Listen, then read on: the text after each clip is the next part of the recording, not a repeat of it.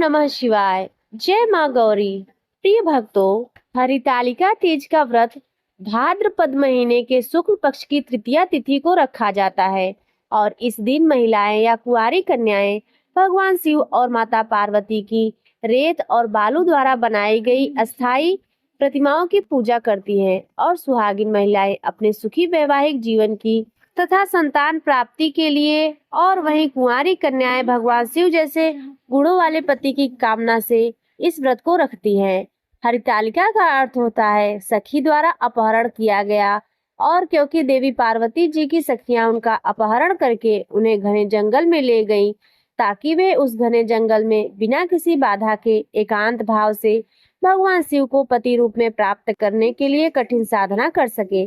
क्योंकि देवी पार्वती जी के पिता उनकी इच्छा के विरुद्ध उनका विवाह भगवान विष्णु से कराना चाहते थे, इसलिए देवी पार्वती ने हरितालिका तीज का कठिन व्रत किया और इस व्रत को पूरी तरह से निर्जला और निराहार रखा जाता है। हालांकि कुछ स्थितियों में जल और फल भी ग्रहण किया जा सकता है, जैसे कि जो माताएं बहनें पहले से ही इस व्रत को रखती आ रही हैं। यदि कोई स्वास्थ्य समस्या है या कोई महिला गर्भवती है तो वे भी इस व्रत को आगे जारी रखना चाहती हो तो आप इस व्रत को जल, दूध या फल का सेवन कर सकते हैं।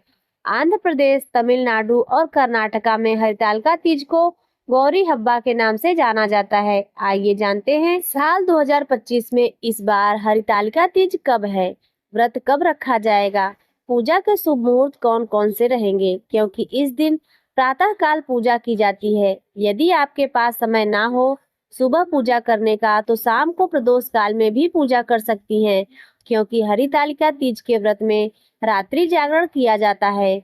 तो रात्रि जागरण करते समय 4 पहरों की पूजा की जाती है। जो 4 पहर की पूजा के मुहूर्त कौन कौन से हैं और जो माताएं बहनें 4 पहर की पूजा ना कर पाए वे निश्चित काल मुहूर्त में पूजा कर सकती हैं। तो निश्चित काल मुहूर्त कब से कब तक रहेगा, इसके अलावा व्रत का पारण मुहूर्त क्या रहेगा, यह सभी बातों की जानकारी आपको इस वीडियो में मिलेगी। जानकारी अच्छी लगे तो वीडियो को लाइक जरूर कीजिएगा। इस बार भाद्रपद मास के शुक्ल पक्ष की तृतीय तिथि 25 अगस्त दिन सोमवार को दोपहर 12:35 से शुरू होगी और तृतीय तिथि समाप्त होगी 26 अगस्त मंगलवार को दोपहर 1:54 पर। क्योंकि उदया तिथि के अनुसार हरितालिका तीज का व्रत रहेगा, इसलिए इस बार 26 अगस्त दिन मंगलवार को हरितालिका तीज रहेगी। व्रत इसी दिन रखा जाएगा।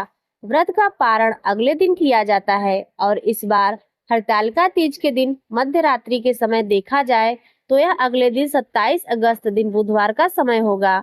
भद्रा भी लग रही है जिसका समय होगा 27 अगस्त बुधवार को सुबह 2:46 से दोपहर 3:44 तक।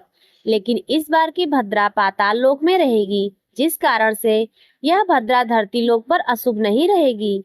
इसलिए आप बुधवार के दिन सुबह चाहे व्रत पूजन हो, पारण हो या विसर्जन हो, वह काम आप कर सकते हैं, क्योंकि यह भद्रा अशुभ नहीं रहेगी।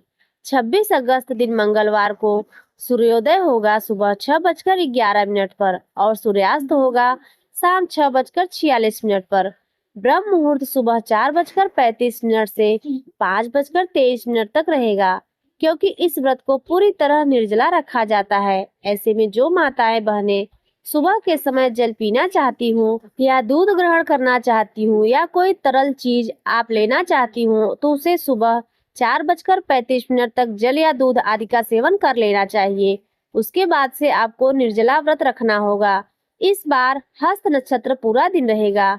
साध्य योग रहेगा दोपहर 12:09 तक और बाद में शुभ योग प्रारंभ हो जाएगा। तो सर्वार्थ सिद्धि योग में इस बार हरितालिका तीज का व्रत रहेगा और राहु काल दोपहर 3 बजे से 4:30 तक रहेगा, जो कि अशुभ मुहूर्त होता है। हरितालिका तीज में 4 पहर की पूजा के लिए, जिसमें सबसे पहले पूजा का मुहूर्त प्रारंभ होगा शाम 6 बजे से लेकर 9 बजे तक। दूसरा पहर रात 9 बजे से मध्य रात्रि 12 बजे तक।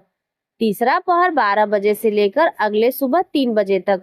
पूजा का चौथा और अंतिम पहर रहेगा सुबह 3 बजे से लेकर 6 बजे के बीच। हरितालिका तीज की प्रातः काल पूजा का शुभ मुहूर्त रहेगा सुबह 5:56 से 8:31 पर और प्रदोष काल यानी शाम की पूजा का मुहूर्त रहेगा शाम 6 बजे से 7:31 तक।